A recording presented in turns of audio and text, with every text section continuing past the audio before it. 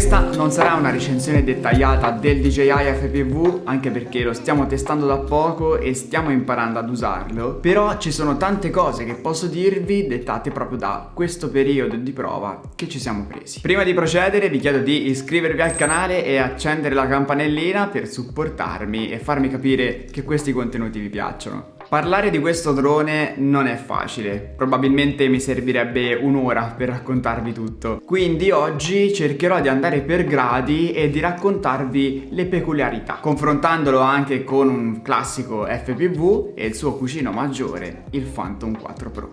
Il design ormai lo avete visto in 1000 video, a me sinceramente piace molto, anche se è un po' grandicello per essere un FPV, o comunque rispetto agli FPV homemade. E questa sua caratteristica, la grandezza, certe volte è un fattore negativo. Non lo potete infilare ovunque e con la stessa facilità di un classico FPV, perché altrimenti lo schiantate. Però questa sua grandezza è giustificata da una batteria decente. Con i classici FPV non potrete mai arrivare all'autonomia di questo qua. Riuscite a volare per circa 20 minuti, tempistiche inimmaginabili per i classici FPV. Quindi questa è la prima differenza e cosa da valutare: la grandezza.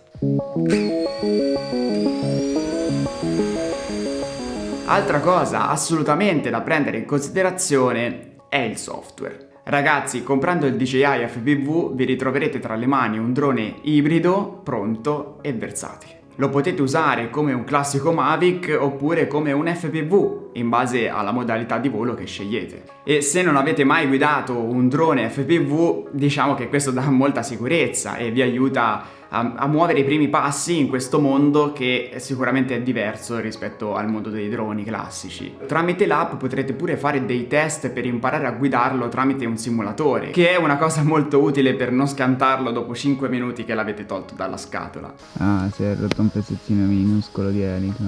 Fai vedere? E l'imprevisto.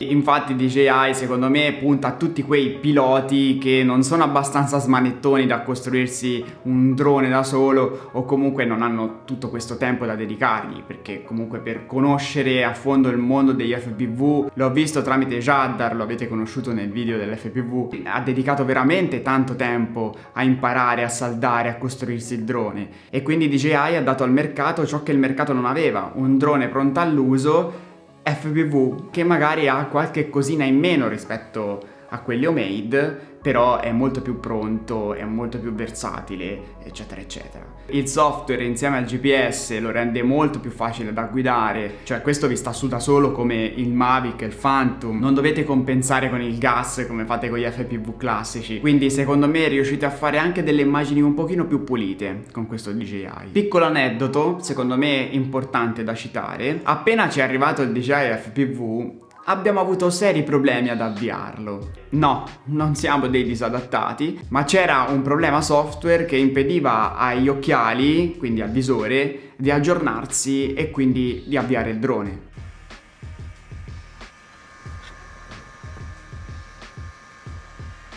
Stefano ha passato 4 giorni interi a trovare una soluzione, ha chiamato l'assistenza DJI, ha chiamato anche il negozio fisico di DJI a Milano, mi sembra, e nessuno ha saputo dargli una risposta. Alla fine è riuscito ad avviarlo tramite l'aiuto di un'azienda di riprese aeree qui delle zone, abbastanza importante, e tramite il loro aiuto è riuscito a far partire il drone. Però diciamo che è stato un evento un po' spiacevole, soprattutto dopo aver speso 1500 euro per un drone. Però al di là di questo funziona molto bene.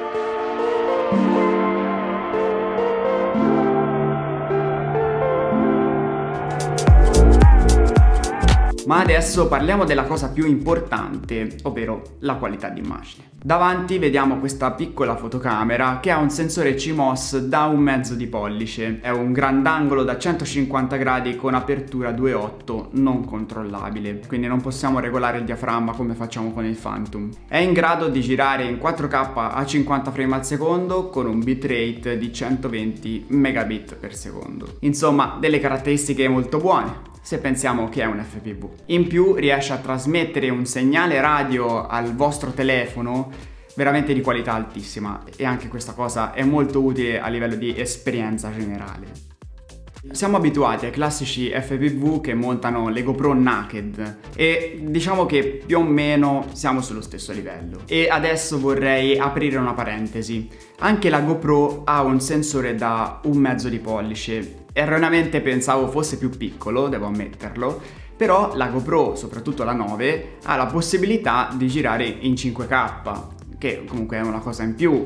Sì, voi direte, vabbè, inutile. No, secondo me è comunque utile anche solo per raddrizzare l'orizzonte se l'immagine è venuta un po' storta, senza perdere qualità, ovviamente. Bisogna dire che la grandezza del sensore non è l'unica caratteristica per valutare la qualità d'immagine. Ovvio che il Phantom 4 Pro, che ha un sensore da 1 pollice, in situazioni come di notte si comporta molto meglio. Comunque, secondo me la qualità d'immagine è molto buona. Adesso vi lascio un po' di immagini realizzate in questi mesi, di modo che poi riuscite a valutare voi stessi. Ovviamente tutto girato in 4K alla massima potenza.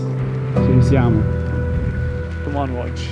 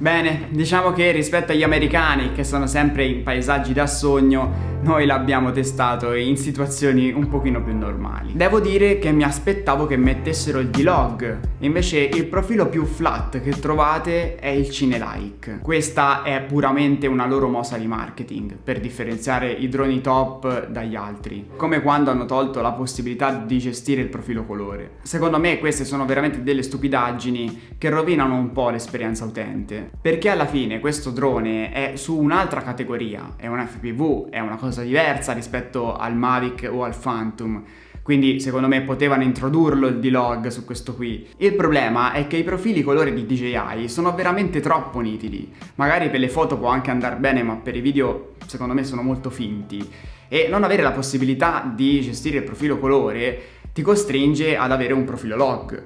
Questa cosa diciamo che non mi è piaciuta molto, però al di là di questo è un drone veramente fantastico. Vi faccio vedere anche le differenze di qualità di immagine con un Phantom 4 Pro. Entrambe le immagini sono girate in 4K, il Phantom in D-Log, mentre l'FPV in Cine-like.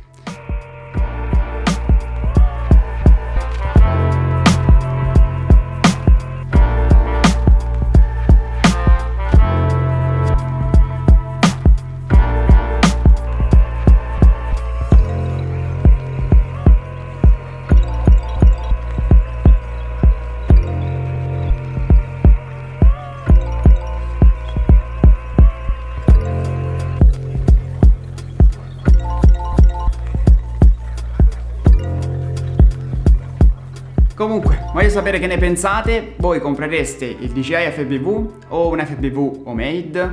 Beh, fatemelo sapere, lasciatemi un commentino e iscrivetevi. Ricordatevi di iscrivervi, per favore, che mi fate molto piacere. E noi ci vediamo prossima settimana, credo, con un nuovo video. Ciao!